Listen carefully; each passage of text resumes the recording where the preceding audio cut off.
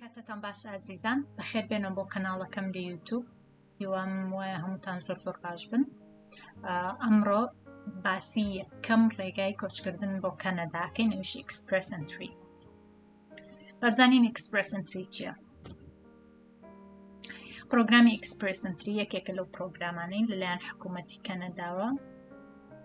کە حکوومەت چی نووسیمە کە حکوومەت باشە خۆی حکوومەتە لەلایەن حکوومەتی کەنەدا دانراوە بۆ وەرگرتنی پەنابەر. وەکو زۆربەتان نەزانن کە زۆر لە زۆر شنگێمان لێ بێ کە وڵاتی کەنەدا پێویستی بە ملیۆنێک زیاتر پەنابەرە بێ لە چەند ساڵی داهاتوو. اینجا پرۆگرامی ئیکسپرێس ئینتری 2 هەفتە جارێک ڕاکێشانی تیر و پشکی بۆ ئەکرێ. ئیکسپرێس ئینتری زۆر جیاوازە لەگەڵ گرین کاردی وڵاتی ئەمریکا لەبەرەوەی لە ئیکسپرێس ئینتری ئەگەر خاڵی تاو کۆ بکەیتەوە ئەو بە دڵنیایی و ناوت ئەگەڕێتەوە و ئەگەر خاڵی تاوت کۆ نەکردەوە ئەم جارە و جاری داهاتوو ئەگەر خاڵەکانت نزیک بوو لەو خاڵی کە داوایەکەن ئەوە چانسێکی ترت ئەبێت لەبەرەوەی پرۆفایلەکەت بۆ ماوەی ساڵێک چالاکیان بۆ ماوەی ساڵێک تۆ پرۆفایلەکەت کراوەتەوە لە پرۆگرامی ئیکسپرێس ئینتری. ئەنجە لێرەیە بزانین یەکەم هەنگاو چییە و چۆن سوود لەم پرۆگرامە ببینین و چۆن دەست پێ بکەین. یەکەم لە پرۆگرامی ئیکسپرێس ئینتری خاڵ کۆکەیتەوە. دووەم کۆی خاڵی داواکراو بۆ ڕاکێشانی تیر و پشک 2 هەفتە جارێک لەلایەن حکوومەتی کەنەداوە ئەگۆڕێت واتە بۆ نمونە خاڵی داواکرا بۆ ئەم 2 هەفتەی بۆ نمونە بۆ ئەم جارە با بڵێین 500 خاڵە تۆ لەوانەیە 450 خاڵت هەبێ. لەوانەیە جاری داهاتوو بۆ 2 هەفتەی داهاتوو ئەو 600 خاڵان ئەو 500 خاڵە کەم بکرێت وان زیاد بکرێت بۆی ئەوەیان کەس نایزانێەوە تەنها حکوومەتی کەنەدای زانێ تا پێمان بکرێت خاڵی زیاتر کۆ بکەینەوە بۆی بتوانین سوودمەند بین ئەگەر ئەم جارە نەبێت جارێکی تر. سێیەم من چۆن بتوانم خاڵ کۆ بکەمەوە بۆ ئەوی هەژمارێک دروست بکەم و فۆرمەکان پڕ بکەمەوە. با بزانین خاڵ بەچی کۆ ئەکرێتەوە لە ئیکسپرێس ئینتری. با بزانین خاڵ بەچی کۆ ئەکرێتەوە. خاڵ بە بڕوانامەی زانکۆ تاقیکردنەوەی زمانی ئینگلیزی تەمەن زۆر دەوری هەیە تا گەنجتر بی خاڵی زیاتر کۆ بکەیتەوە. ئەزموونی کار تاقیکردنەوەی زمانی فەڕەنسی و باری خێزانی و چەند هۆکارێکی تر. یەکەم جار با بزانین چەند لقی هەیە چەند جۆری هەیە ئیکسپرێس ئینتری 3 بەشی هەیە یاخود 3 جۆری هەیە. یەکەمیان Federal Skilled Workers Program، دووەم Federal Skilled Trades Program، سێم Canadian Experience Class. هەموو ئەو بەشداربووانی کە تەقدیمی ئیکسپرێس ئینتری ئەکەن یەکێک لەم گروپە یاخود یەکێک لەم بەشانە ئەیانگرێتەوە. هەندێکتان لەوانەیە بە جۆری یەکەم فۆرمەکان پڕ بکەن بکەونەوە ینی بکەونە ژێر گروپی یەکەم، هەندێکتان لەوانەیە بکەونە ژێر گروپی دووەم و هەندێکشتان لەوانەیە بکەونە ژێر گروپی سێیەم. با بزانین جیاوازیان چییە. جۆری یەکەم پێڵەن Federal Skilled Worker Program. جۆری یەکەمی پرۆگرامی ئیکسپرێس ئینتریە تایبەتە بۆ کەسانی ئەزموونی کارکردنیان لە ساڵێک زیاتر بێت. لێرە دیاری نەکردووە 2 ساڵە 3 ساڵە 4 ساڵە گرنگەوەیە لە ساڵێک زیاتر بێت. دووەم دەبێت پیشەی کارکردنیان بێت یەکێک لەو پیشانەی لەم 3 گروپی خوارە و ڕوونکراوتەوە. لە Federal Skilled Program 3 جۆر گروپی ئیشکردن هەیە گروپی پیشە هەیە ینی 3 جۆرە کار هەیە. جۆری یەکەم ئەگەر تایپ 0 بی ئەگە جۆری 0 جۆری 0 جۆری 0 تەنها تایبەتە بۆ کەسانی کە مانەجەرن یاخود بەڕێوەبەر ئەبێ ئاستەکەت بەڕێوەبەر جا تۆ بەڕێوەبەری پرۆژەی بەڕێوەبەری قوتابخانەی بەڕێوەبەری چێشتخانەی بەڕێوەبەری شوێنێک بێت یعنی تەنها مانەجەر و سوپەرڤایزەر ئەتوانن لەو بکەونە ژێر ئەو تایپە 0. ئەنجا سکیل تایپ A ئەو پیشانی کە بڕوانامەی زانکۆی پێویستە بۆ نمونە پزیشکی مامۆستای ئەندازیاری پارێزەری گرنگ ئەوەیە بڕوانامەکەت زانکۆ بێ یاخود کۆلێژ زیاتر زانکۆ لە بەرەوەی خاڵی زیاتر لەسرە. سکیل تایپ بی پیشەی سەرپێی پێڵێن یعنی بەهرەیەکت هەیە تۆ خۆت پەرت بە خۆتیاوە یعنی بەهرەیەکە ئەیزانی بۆ نمونە شێفی وەستای کارەبای سەرتاشی دارتاشی هەر شتێک بێت سکیل بی سکیل تایپ بی. اینجا با بزانین پیشەکەی تۆ کام گروپە وەنیە ئەوە بۆ ئەوەی بزانین کە پیشەکەی تۆ کامەیە ئەوە لە بەشی دووەم باسیەکەین بەشی یەکەم تەنها پێشەکەیە دوای ئەوە لە بەشی دووەم ئەچینە ناو وێبسایتی ئیکسپرێس ئینتری سەیری یەکەین کە چۆن کۆدی هەر پیشێک دەربێنین بۆ نمونە ئەگەر تۆ مامۆستای ئەنووسی تیچەر کۆدێک لە لای ناوەکەتەوەیت ئەبێ ئەو کۆدە لە لای خۆت بنووسی چکە دوایی لە پڕکردنەوەی فۆرمەکان داوات لێەکەن. اینجا ئێستا زانیت کە سکیل تایپ 0 و A و B جیاوازەکانیان چییە؟ ئەمە جۆری یەکەمە. جۆری دووەم Federal Skilled Trades Program. جۆری دووەم ئەو کەسانە ئەگرێتەوە کە ئەزموونی کارکردنیان لە 5 ساڵ کەمتر نییە یعنی بەلایانی کەمەوە تۆ بە 5 ساڵ ئیشت کرد بێ. لەم جۆرە کارەکەت گرنگە ئەزموونی کارەکەت گرنگە ڕوانامەی زانکۆ گرنگ نیە ئەگەر هەدبێ زۆر زۆر باشە لەوانەیە تۆ ئەندازیاری تاو کرد بێ بەڵام وەستای کارەبا بیت یعنی تۆ ئەو کاتە سوود لە هەردووکی ئەبینی بەڵام ئەگەر ڕوانامەکەشت ئاستێکی زۆر زۆر بەرزینیە کێشە نیە ئەوان گرنگی بە ئەزموونی کارەکەت وەکو دارتاژ بی جوتیار بی وەستای کارەبا بی ئاسنگەر بی لێرە نووسیمە وەستای هەر ئیشێک یعنی هەر شتێک کە زۆر ئەزموونێکی باش لێبێ زۆر باش بی نانەوە بی چێشلێنەر بی کە کارێک ئەزموونێکی 5 ساڵ زیاترت هەبێ. ئەمە جۆری دووەمە. جۆری سێم Canadian Experience Class. ئەم جۆرە تەنها تایبەتە بۆ کەسانی کە ئەزموونی کارکردنیان لە کەنەدا هەیە. ئەم جۆرە بۆ ئێمە ناگونجێ لەبەرەوەی ئەوانەی کە ئیکسپرێس ئینتری پڕەکەنەوە زیاتر لە کوردستانەوەیان ئەزموونی کارکردنیان لە کەنەدانیە بەڵام ئەگەر هەت بووە ئەوە زۆر زۆر باشە ئەگەریش نەبووە کێشە نیە ئێمە زیاتر ئەچینە ناو دوو جۆرەکەی تر ئەمە لەلایەکەوەدانێ لەبەرەوەی ئەزموونی کارکردنمانی لە کەنەدا. ئێستاین چیەکەین؟ سەیری دابەشبوونی خاڵەکانی ئیکسپرێس ئینتریەکەین با بزانین هەر هۆکارێک چەند خاڵی لەسرە هەر شتێک چەند خاڵی لەسرە. یەکەم پێڵێن کۆر کاپیتەڵ فاکتۆرز ئەیکۆر هۆکارەکان تەمەن ئەگەر بەشداربووەکە خێزاندار بێ زۆرترین خاڵ لە تەمەن کۆ بکاتەوە 100 خاڵە ئەگەر تەمەنت 20 ساڵ بە 100 خاڵ کۆکەیتەوە ئەگەر تەمەنت هەرچەنە زیاتر بێ ئەو 100 خاڵە دائەبەزێ ئەگەر سینگڵ بی 110 خاڵ زۆرترینە. ئاستی خوێندنت ئەگەر بەشداربووەکە ئەگەر بە تەنیا بەشداریەکەی 150 ینی سینگڵی بەڵام ئەگەر خێزانەکەت لەگەڵتە ئەتەوێت ئقامەی کەنەدا بۆ خۆت و بۆ خێزانەکەت وەرگری ینی مەبەستمەوەی بە خێزانەوە یان ئەتانەوێ بێن بۆ کەنەدا ئەوە ئاستی خوێندنت زۆرترین خاڵ وەربگری 140 لە سلایدەکانی تر بۆتان ڕوون ئەکەمەوە کە ئەو 140 چۆنە چۆندا بەشە بێ بەسەر ئاستی خوێندن. ئاستی زمان ئینگلیزی یاخود فەڕەنسی زۆرترین خاڵ ئەگەر بەشداربووەکە خێزاندار بە 150 خاڵەوە ئەگەر سینگڵ بە 140 خاڵە. ئەزموونی کار لە وڵاتی کەنەدا لەوانەیە زۆر بەمان ئەو 7 یا 8 خاڵە لە دەست بین بەڵام کێشە نیە بە هۆکاری تر ئەتوانن خاڵ کۆ بکەنەوە بەڵام ئەزموونی کار لە کەنەدا ئەگەر هەتان بە ساڵێک هاتبن بۆ کەنەدا کارتان کرد بێ ئەوە 7 خاڵ وەرەگرن ئەگەر خێزاندار بن و ئەگەر سینگڵیش بن 8 خاڵە. ئەم جارە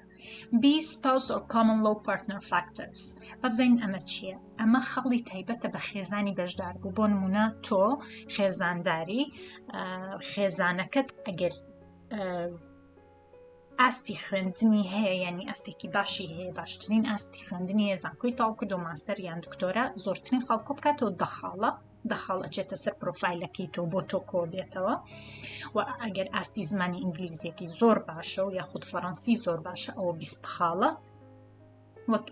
خۆت ئەگەر خێزانەکەت لە وڵاتی کەنەدا کاری کردووە ئەوە دەخاڵە و ئەگەر خێزانەکەت هیچێک لەم هۆکارانەی نییە تۆ ئەو خاڵانە لە دەستی ناتوانانی ینی چل خاڵت ڕۆی چل خاڵ ناتوانانی کۆ بکەیتەوە. سێیەم جۆر C skill transferability factors ئەمە چیە؟ خاڵی تایبەت بۆ کەسانی کە ئەزموونی کارکردنیان هەیە لە هەندێک پیشەی تایبەت. هەندێک پیشەی تایبەت لێرە پێی ئەڵەن trade occupations. با بزانین چییە؟ بۆ نمونە تۆ 3-4 ساڵ لە ئەوڕۆپا ژیاوی، لە ئەوڕۆپا کاری دوورمانیت کردووە، بۆ نمونە لە ئەوڕۆپا دارتاش بیتە، بۆ نمونە لە ئەوڕۆپا سەر تاشخانەت هەبووە، گەڕاویتەوە کوردستان، لەگەڵ ئەوەش ئاستێکی باش یان زۆر باش لەوانەیە ئینگلیزیەکەت باش بێ یاخود ئینگلیزیەکەت مامناوان بێ زۆرترین خاڵ کۆ بکەیتەوە 50 خاڵە. یاخود ئەزموونی کار لە وڵاتێکی تر، بۆ نمونە ئەزموونی کارت هەیە لە شوێنێکی تر لە وڵاتێکی تر کارت کردووە، لەگەڵ ئەزموونی کار لە وڵاتی کەنەدا یاخود ئەزموونی کار لە وڵاتی کەنەدا 50 خاڵە. بڕوانامەی کارکردنت هەبێت لەو ئیشەی کە ئەیکەی، بۆ نمونە لێرە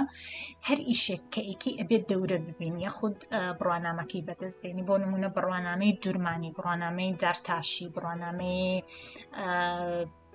چێش لێنەر. لێرە لەبەر ئەوی لە زۆربەی وڵاتەکان وایە ئەگەر هەر ئیشێک بکەی ئەبێ بڕوانامەکەی سێرتیفیکیت یاخود دیبلۆمایەک بێنیتەوە بۆی بتوانی بە شێوەیەکی فەرمی یاخودشێکی یاسایی دوکان بکەیتەوە. ئەگەر ئەوەت هەبێت یاخود ئەوەت کردووە لەگەڵ ئاستێکی باش لە زمانی ئینگلیزی لەوانەیە تا 50 خاڵ کۆ بکەیتەوە. ئەگەر سەیری ئەم جۆرە بکەن، ئەمە تەنها پێویستی بە ئەزموونی کاری باش هەیە. بڕوانامەی زانکۆ ئەگەر نەشت بێ کێشەنیە لەم جۆرەیان، یعنی ئەگەر بڕوانامەکەت زۆر مامناوەند بێ خود بڕوانامەیەکی وات نەبێت ئەوە کێشەنیە، چکە ئەم جۆرە پێڵەن trade occupations، یعنی زیاتر گرنگی ئێن بە ئەزموونی کارکردنەکەت هەتە جا لە وڵاتی دەرەوە بێت لە ئەوڕۆپا بێت لە هەر شوێنێک بێت ئەوە خاڵی زیاتر بەدەستەهێنێت. additional points هۆکاری تر بۆ خاڵکۆکردنەوە چییە؟ خۆشکیا برای بەشداربوون لە کەنەدا بژین، هەڵگری ناسنامەیان ئیقامەی کەنەدا بن و زۆرترین خاڵکۆ بکەیت تۆ 15ەیە، لەوانەیە زۆر بەمان ئەوەمان نەبێت کێشەنیە. ئاستێکی باش لە زمانی فەڕەنسی تا 30 خاڵەتوانی کۆ بکەیتەوە، یعنی بۆ نمونە ئەگەر تۆ ئینگلیزیەکەت زۆر باشە، لەگەڵ ئەوی ئینگلیزیەکەت زۆر باشە زمانی فەڕەنسیش ئەزانی، شەرت نییە با بڵێ تۆ هەر 30 خاڵەکە، ئەگەر تۆ پرفکت قسە بکەی لە زمانی ئینگلیزی لەوانەیە 27-29 خاڵێک کۆ بکەیتەوە، بەڵام هەر باشە ئەگەر تۆ ئاستێکی مامناوەندیشت هەبێ با 10 خاڵ لەو 30 خاڵە بەدەستبێنی هەر باشە، 2 خاڵیش لەو 30 خاڵە بەدەستبێنی هەر باشە، لەبەر ئەوی زۆر کەس هەبووە زۆر بەشداربوو هەبووە بێبەش بوونە لە تیر و پشکەکە، لەبەر ئەوی بۆ نمونە وتێتی ئێمە ئەم جارە بۆ ئەم هەفتەیە نمرەی داواکرا و خاڵی داواکرا و با بڵێ 600 پوینت بەشداربووەکە 595 پوینتی هەبووە، ئەوە نەیتوانیوە بەشدار بێ، یاخود 599 پوینتیە بووە پێویستی بێک خاڵیانی 1 پوینت هەبووە نەیتوانیوە. بۆیە لێرە هەرچیەک ئەزانن، هەرچی زمانە ئەگزانن، هەر شتێکتان کردو یاخود هەر بڕوانامەی هەر سرتیفیکێتێکە وەرتان گرتووە سوودی لێ ئەبینن. ئەگەر خاڵێکیش بێ گرنگە. هۆکارێکی تر هەبوونی بڕوانامەی کۆلێژیان زانکۆ لە کەنەدا، ئەوە لەوانەیە ئەم 30 خاڵەت نەتوانی کۆکەیتەوە لەبەرەوەی لەوانەیە بڕوانامەی کۆلێژیان زانکۆت نەبێت لە کەنەدا، کێشە نییە. بەدەستێنانی هەلی کار لە کەنەدا مە ڕێک 200 خاڵە، ئەوەش وەکوتم ڤیدیۆتان بۆ دانیم کە چۆن بە دوای هەلی کار بگەڕێن لە کەنەدا، ئەوە زۆر گرنگە. زانم زۆر کەس پرسیارەکە ئەڵە کورسە، بەڵام ئێمە ئاسانی نەکەین زۆر. وەکاندید بوون لە پرۆگرامی PNP Provincial Nominees Program، پرۆگرامێکی ترە، ئەگەر ناوت لەوە بێتەوە یەکسەر ئەتوانی بۆ ئیکسپرێس ئینتریش تەقدیم بکەیت، چکە 600 خاڵ بەدەستەهێنی، ئەوە لە ڤیدیۆکانی تر باسی یەکەم. اینجا دابەشبوونی خاڵ بەسەر تەمەن. ئەگەر تۆ بەشدار بووی خێزاندار بی 17 ساڵیان کەمتر بی 0 خاڵە هیچ خاڵی کۆ ناکەیتەوە. ئەگەر 18 بی 90 بی ئەگەر 80 بی خێزاندار بی 90 خاڵ ئەوە 90 خاڵ بخات گیرفان خۆت و ئەگەر سنگڵ بی 99 خاڵ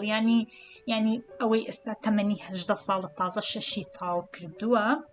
100 خاڵی هەیە بەڵام لەوانەیە خاڵ لە ئەزموونی کار لێ بڕوە چکە خاڵی پێویستی نییە بەڵام لێرە ئەتوانێت خاڵ کۆ بکاتەوە اینجا ئەمە هەموویم داناوتوانن سێریکەن بۆ نمونە ئەگەر تەمەنت 36 ساڵە ئەگەر خێزانەکەت لەگەڵت بەشدارە تۆ 65 خاڵ کۆکەیتەوە و ئەگەر خێزانەکەت لەگەڵ بەشدانێت تۆ کەسێکی سنگڵی 72 خاڵت لە گیرفانە ترچیتانەیە گرنگەوەی بگەنە لە 460 بەرەوسەرەوە خاڵەکانتان بگاتە 460 بەرەوسەرەوە زۆر باشە بەڵام لە 450 بەرەو خوارەوە چانست زۆر کەمە یا خود نییە کە ناوت بچێتە تیر و پشکەوە اینجا ئەگەر 45 ساڵ بێت تەمەنت جا خێزاندار بیان سنگڵ بی هیچ خاڵێک کۆ ناکەیتەوە کەواتە لێرە دیارە تەمەن چەندێک گرنگە ئەو دوای بخۆتانتان سێریکەن ئەم جارە دابەشبوونی خاڵەکان بەسەر ئاستی خوێندن بابزانین ئاستی خوێندن چۆنە کەمتر لە ئاستی ئامادەیی 0 هیچ خاڵە بەدەست نایەنیم ئاستی ئامادەیی پۆلی 6 ئەگەر خێزاندار بی 28 خاڵە ئەگەر سنگڵ بی 30 خاڵە ینی بۆ نمونە تۆ بەس پۆلی 6 تاو کردووە بەڵام لەگەڵ ئەوەش لانێت تۆ پۆلی 6 تاو کردبێ بەڵام ئەزموونی 10 ساڵی کارکردن 7 ساڵی کارکردن لە ئیشێکی کارێکی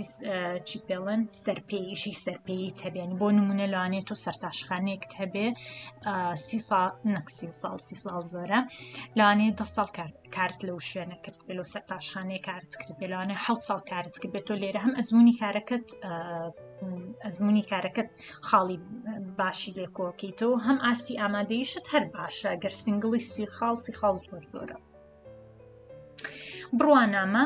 دیپلۆمای 1 ساڵی جازانکۆ کۆلێژ ئەکادیمیا شتێک بێت 84 بۆ خێزاندار و بەشداربووی سنگڵیش 90 خاڵە ئێستا لێرە هەموویم پێویست ناکە بە هەمووی باسکەم خۆتانی بینن بڕوانامە دیپلۆمای ئەمە بۆ دووبارەم کردوتەوە ئەبێ 2 ساڵ بێ بەڵام نووسیمە 1 ساڵ کێشە نییە ئەمە 2 ساڵ مەبەستم 2 ساڵ یان زیاتر ئەمە 2 ساڵ ئەگەر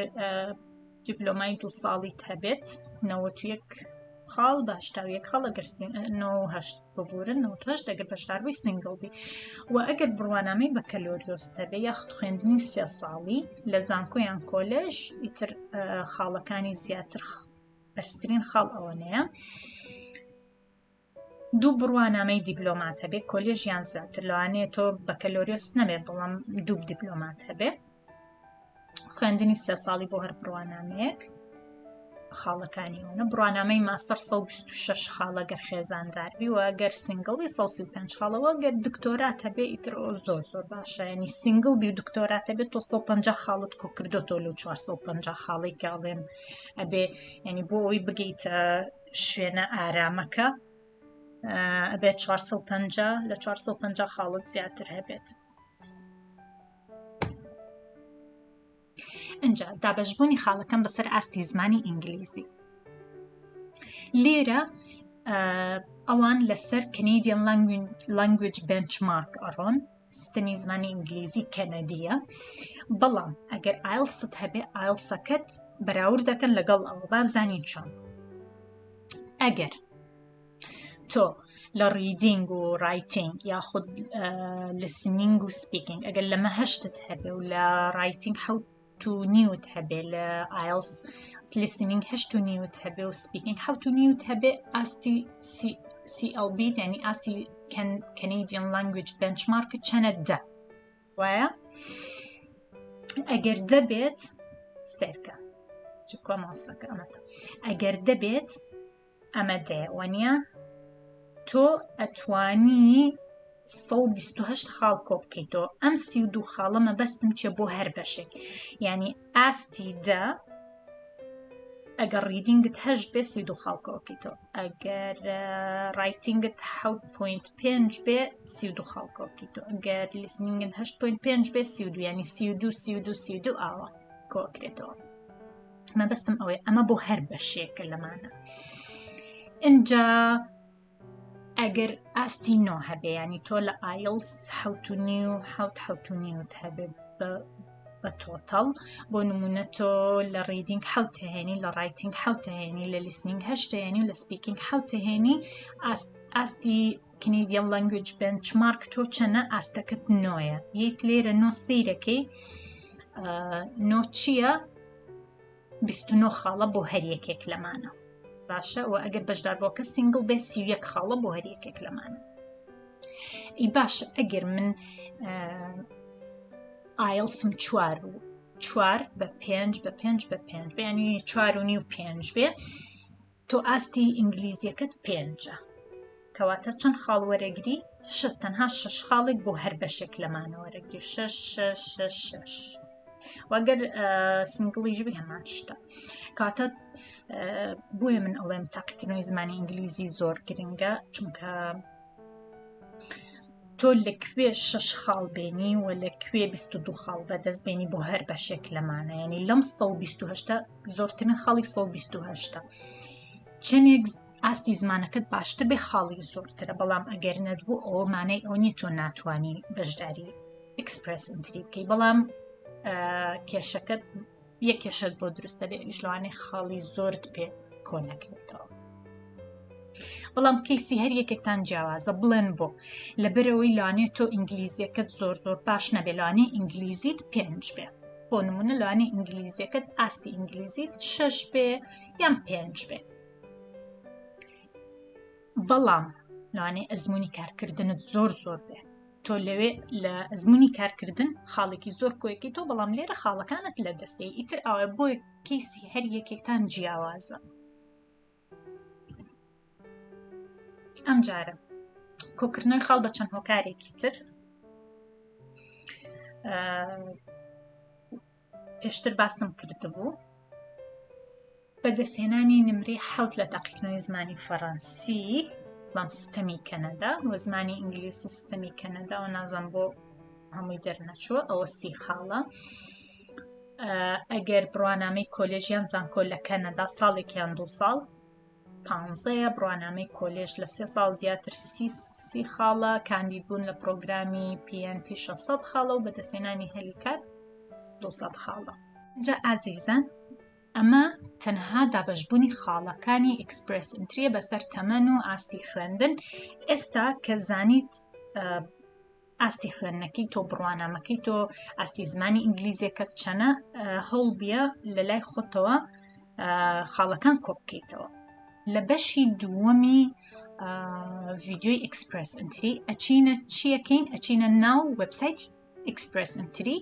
سەیری پیشەکانەکەین سەیری کۆدەکان ئەکەین و سەیری داواکاریەکان ئەکەین و سەیری ئەوە ئەکەین کە ئایا ئێمە ئەتوانین بەشداری پرۆگرامەکە بکەین یاخود نا لە ڤیدیۆی دووەم لەگەڵم بن بەڵام ئێستا لەم ڤیدیۆ تەواو بوو سلایدم نەما هەتا ڤیدیۆیەکی تر خواتان لەگەڵ